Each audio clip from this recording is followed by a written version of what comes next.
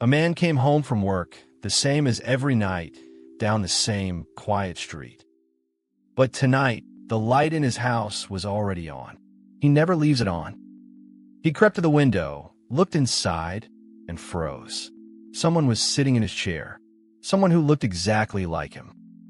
The copy lounged in his armchair, calm, smirking, completely at home, as if the house had always been his. He burst through the door, shouting, pointing. The copy only turned and waved, as if he had been expecting him all along. "You're early," the copy said, tapping a little clock, and the man's fists shook with rage and confusion. "Who are you?" he demanded.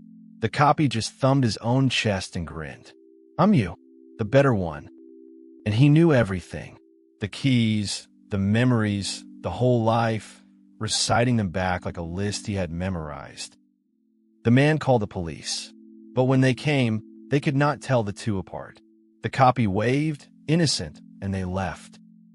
By the next morning, it was already too late. At the office, the copy was shaking the boss's hand, while the real man watched from the door, unseen. The copy took his promotion, his trophy, his applause, everything he had worked for, handed to a stranger with his face. He came home to a lock that no longer knew him, and his phone lying shattered on the step. His friends turned away. They pointed to the copy and called that one the real man. Even the person he loved took the copy's arm and looked through him like he was no one at all. Desperate, he went down into the basement, where all of this had quietly begun. Weeks ago, at a yard sale, he had bought an old standing mirror for a single coin. And that first night, his own reflection had stepped out of the glass, a perfect copy of himself. Now his photographs were fading. In every frame, his figure was dissolving into faint dotted lines. His memories cracked like glass. The house, the faces, the numbers, all of it slipping away from him. The copy found him in the dark. "There can't be two of us," he smirked. "Soon, there will be one." The copy struck first, fast and certain, and the man went down hard on the cold floor. So he ran, through the rain, through the dark, with nothing left but his suitcase and fear. From the shadows of an alley, he watched the copy stroll past, laughing, living the life that used to be his. But the man had a plan. He studied the mirror for hours and covered the walls with his notes. The rule was simple. Push one figure in, and only one comes back out. So he set a trap beside the glowing glass, crouched behind a box, and waited.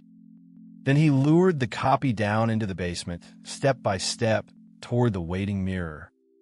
They collided in front of the glass, grappling, tangled, until you could not tell which was which. With everything he had left, the man shoved the copy backward into the rippling surface. But the copy only laughed. "You still don't get it," he said. "You never did." The man looked into the mirror, and the smirking face was his. The frightened one belonged to the copy. The calm figure pointed at him, steady and sure. He had been the original all along. The truth rewrote itself. At that yard sale, it was the copy who made the wish and the man who had climbed out of the glass. "I made you to be better," the original said quietly, "not to replace me." The man stared at his hands as they faded into faint, dotted lines.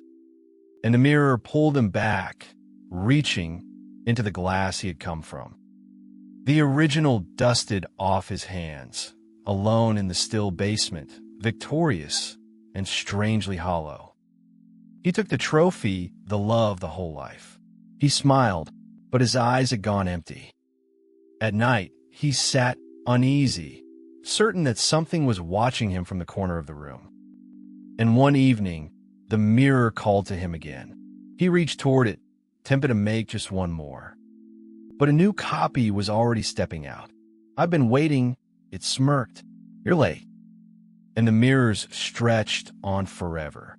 A man, a copy, a piece of glass, repeating without end.